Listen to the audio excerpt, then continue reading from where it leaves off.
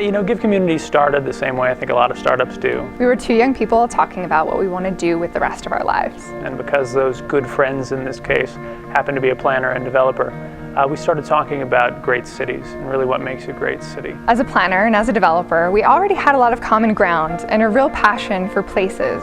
And after vamping on that for probably 20 or 30 minutes, the transition happened where we started talking about, cities that could be great.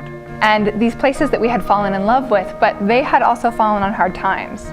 These are places that we saw around the community that were so ripe with potential and needed a little bit more to get them going. What makes a great city versus one that either was in the past and has fallen on hard times, or an area that we really think has potential but for some reason didn't start up? And that really was the impetus that led into Giv Communities.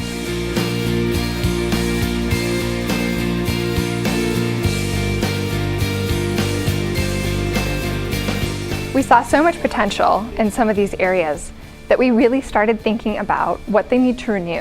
We started to see a pattern. We started to see there was a definite deficit between the planning world and the development world in these blighted communities. Development and planning can be a tension that spawns new development, that is an impetus for improvement. Typically, planners and developers don't always love each other in the best of circumstances. But in good cities, in great cities, that's a healthy tension. We fuse the spirit and the sense of place with the reality of a marketplace and what it can support.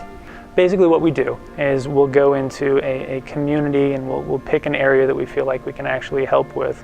And then we'll apply what has changed other communities that we really admire to that area. First on kind of a global, large-scale area, and then we'll drill down into a couple block by a couple block scenario. So Giv Communities packages these products so that we can partner with developers and it actually gets built, so that we can see some real change in the neighborhood.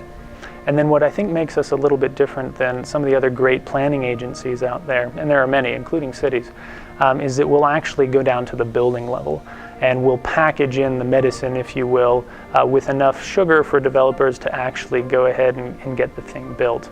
Thankfully, our partner company, Giv Development, covers a lot of the costs that Giv Communities would normally see. We'll go to the extent of actually creating blueprints of projects that can get built in the real world that will have lasting impact on those communities. Giv Communities really wants to see the change happen first. And we've had some really great success so far. We're really just about affecting the change on the ground with the communities that we work with.